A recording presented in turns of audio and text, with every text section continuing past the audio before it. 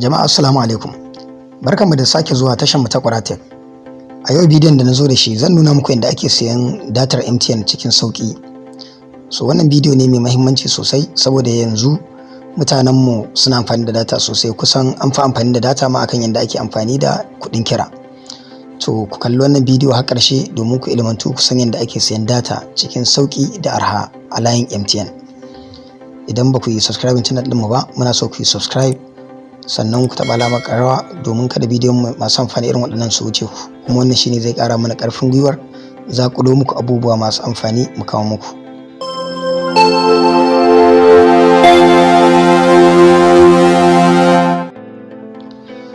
To data idan zaka siya ta kamfanin MTN tana da tsada, kuma ba ma MTN ba, duk kamfanonin layukan waya suna da tsadar data. To akwai yanda ake sayan data mai sauki a layin MTN da sauran layuka. So wannan bidiyo za mu fara ne da layin MTN. Ya za ka je wajen dialing wajen kira ka gani akwai code da ake sayan data da shi na *131 *65 hash. So wannan na welcome back data kenan, kai dialing. Kun ga tsarikan su guda hudu ne. Akwai 250 MB da zaka siya akan kuɗi naira 100 tsawon kwana 3, sannan akwai 1 gig da zaka siya akan kuɗi naira 200 tsawon sati 1, sannan akwai 4 GB da zaka siya akan kuɗi naira 1000 tsawon wata 1, sannan akwai 2 GB da zaka siya akan kuɗi naira 500 tsawon sati 2. So wayannan su ne datar da zaka siya akan wannan code na *131 *65. kun ga gaba ɗinsu suna da sauki. Misali zan sai 1 gig naira 200 kenan.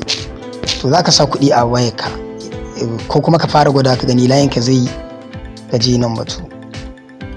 To sun ce za a caje ka naira 200 a baka 1 gig tsawon sati 1. ka yarda sai ka taɓa 1 proceed.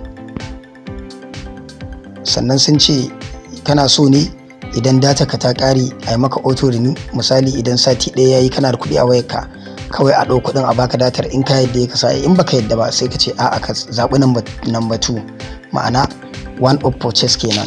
Siya ɗaya za ka yi, idan ya ƙare kana da kuɗi a wayarka ka ɗau ma kuɗi a sai ma datar, sai in kana so ka yi da kanka kenan. Sanin batu sun ce your activation of welcome back 1 GB data plan failed due to insufficient balance, ma'ana siyuwar bai yiwu ba saboda baka da kuɗi a layinka. To ina so ku fara yin wannan. in kun ga ya baku haka, to layin nan zai sai data kenan. Layin nan zai sai data, kawai sai ku saka kuɗi ku saya. Idan ba zai saya ba, zai ce maka you are not eligible for this transaction, ma'ana baka cikin tsarin waɗanda za su sai wannan datar. To gaskiya wannan data ce mai sauki sosai.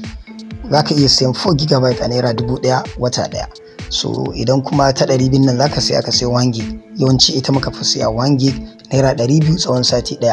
Duk da dai za ka iya cinye ta a yau. In ka cinye ta a yau din za ka iya ƙara sayan wata, za su ƙara baka. So wannan tsari ne mai kyau sosai. Ina fata kun ji daɗin wannan bidiyon. Sannan idan kana da wani ƙorafi ko baka gane wani abu ba, ku yi min magana a ɓangaren comment.